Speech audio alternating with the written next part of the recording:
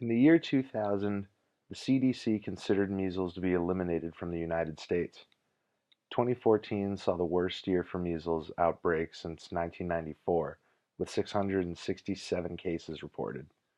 Before the measles vaccine program started in 1963, about 3 to 4 million people got measles every year in this country.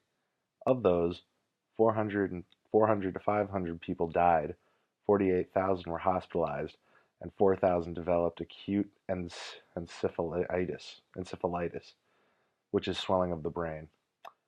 Why would a disease that bad been declared eliminated in 2000 be on the rise again? Well, as you may have heard, vaccinations have become somewhat controversial with certain people opposing them for medical, phys- phys- physical, and religious reasons. In my talk today, I aim to educate you on what vaccinations do, why different people and groups oppose vaccinations, and why I believe everyone, with very few exceptions, should vaccinate their children. Vaccinations are one of the most remarkable medical breakthroughs of our time. They have effectively neutralized many communicable disease, which have caused death or long-term negative health effects in populations around the world. A vaccine is a product that helps the body become immune to a disease. Vaccinations can be given via injection, by inhalation, or by mouth. There are several types of vaccines, and scientists consider several factors when deciding which type they will develop. They must consider how the immune system responds to a certain germ, who needs to be vaccinated against the germ, and the best technology or approach to create the vaccine. Based on a number of these factors, scientists then decide which type of vaccine they'll make. There are four types of vaccines. They are live attenuated vaccines, inactivated vaccines, conjugate vaccines, and toxoid vaccines. Live vaccines use a weakened or attenuated form of the germ that causes disease. These create a strong and long-lasting immune response. Just 1 to 2 doses of most live vaccines will give you a lifetime of protection. These types of vaccine, this type of vaccine is used to protect against measles, mumps, rubella, smallpox, chickenpox, yellow fever, and rotavirus. There are also inactivated vaccines. These use the killed version of the germ that causes a disease. These vaccinations usually don't provide as strong an immunity as live vaccinations do. Therefore, you may need several doses of this type of vaccination over time. These are called booster shots. Inactivated vaccines are used to protect against hepatitis A, flu shot, polio, a polio shot, and rabies. Conjugate vaccines use only specific pieces of a germ, and they provide a very strong immune response which is targeted to key parts of the germ. These also require booster shots. Some diseases which we are protected from using the type of vaccine include hepatitis B, whooping cough, and meningococcal disease. The fourth and final type of vaccine is toxoid. These use a toxic or harmful product made by the germ that causes the disease. These then create immunity to the parts of the germ that cause disease. Diphtheria and tinnitus are two diseases that are fought with toxoid disease. These also require booster shots.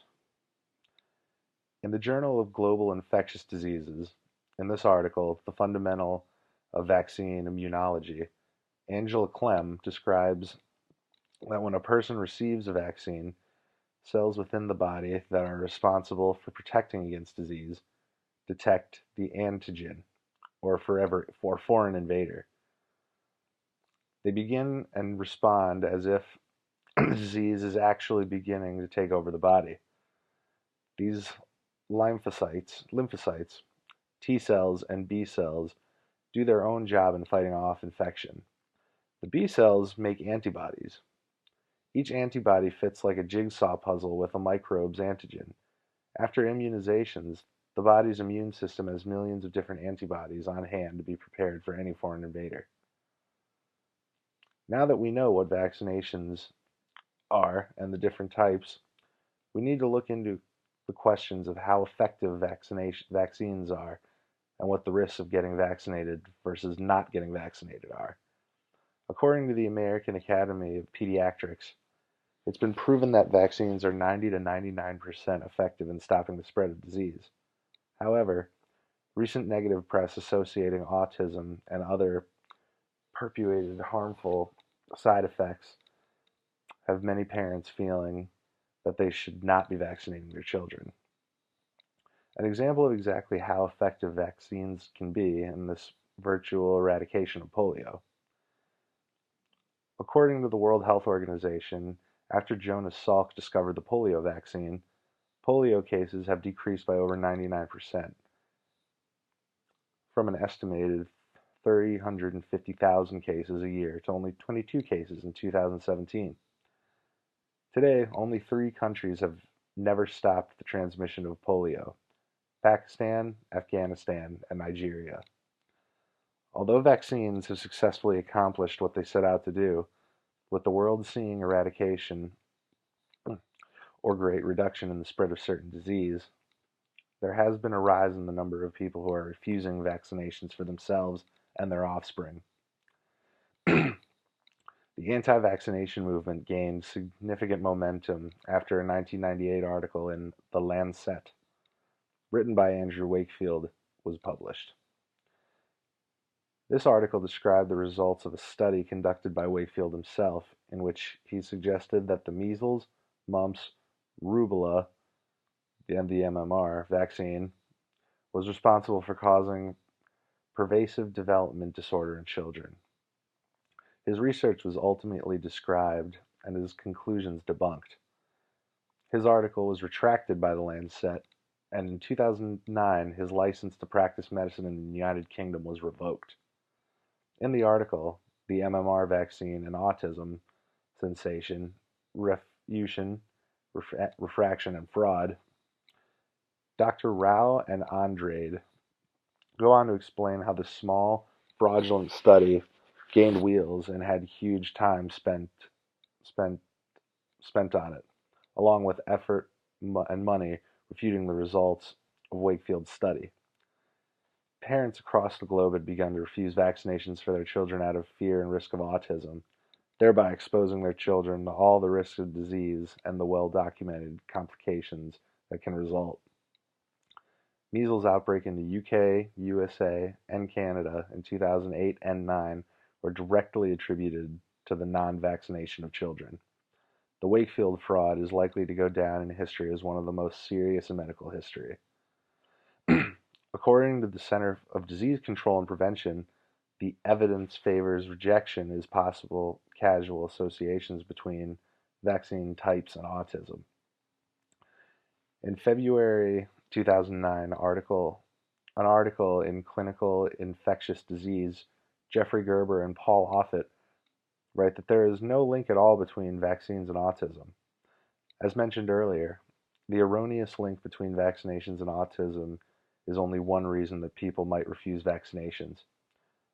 Other reasons include religious or physiological objections. Although mandatory vaccination laws are implemented throughout the U.S. based on federal guidelines, all of the states allow the citing of religious and physiological objections to have a requirement waived. According to a 2009 article in the New England Journal of Medicine written about vaccine refusal, mandatory immunizations, and the risk of vaccine preventable disease. In most cases, people can object to vaccines without a true valid argument for the requirement to be waived. For people who are not medically able to receive vaccinations due to their age or the condition of being immunocompromised, objecting to vaccinations are understandable. It's also hard to argue that people whose religious beliefs don't allow for vaccinations should be forced to get them.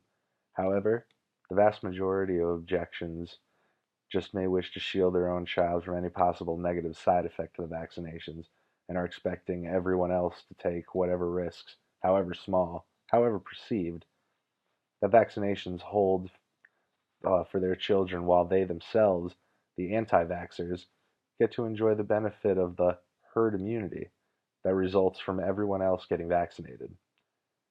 Herd immunity works when most people in the community are immunized against the illness, greatly reducing the chances that an infected person can be passed along his microbes.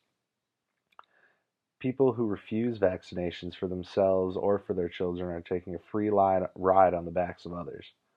They receive the benefit of everyone else's immunity.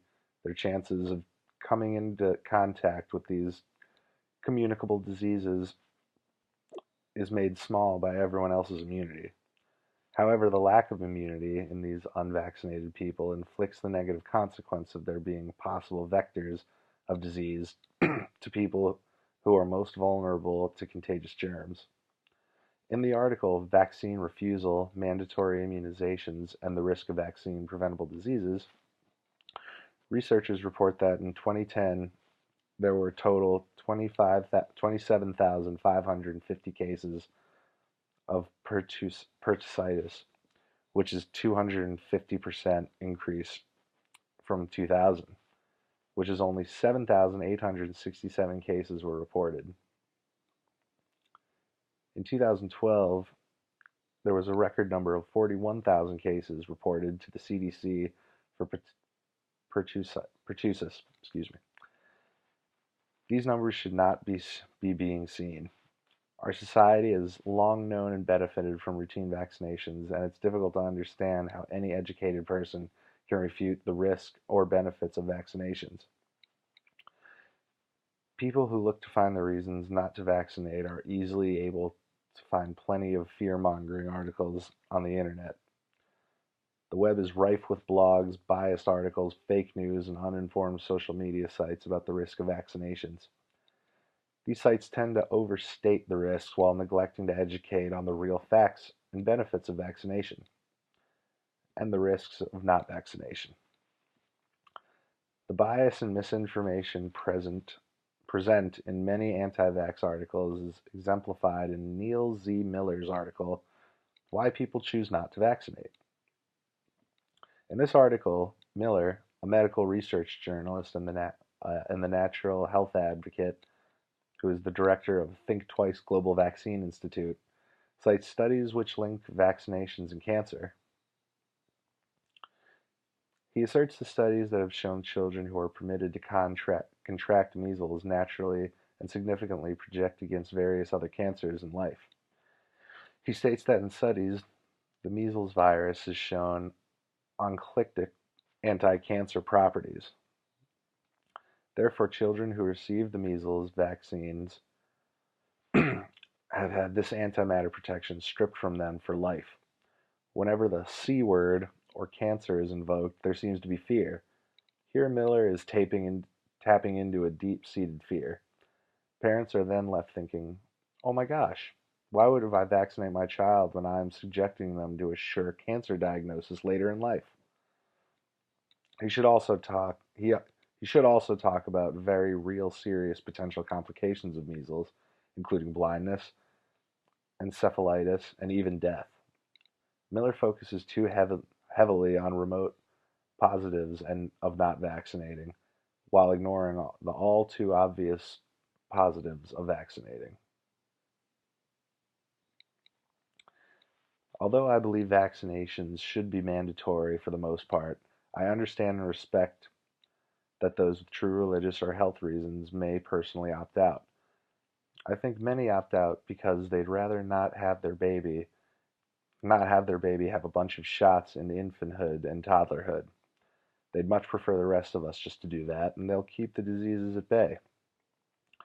I suppose we wouldn't want to live in a nation where one's baby was held down and immunized against the parents' wishes, but along with the freedom to refuse should come with certain limitations. For those who exempt their children for immunizations, there should be no exception or admission to public schools. Or as their child is the one who could eventually be viewed as hazardous to the environment there. He could pick up the microbe somewhere, become the vector, and infect someone who has reduced immune status, a newborn who isn't yet old enough to receive vaccinations, or one of the very few who didn't get immunity from the recommended vaccination schedule.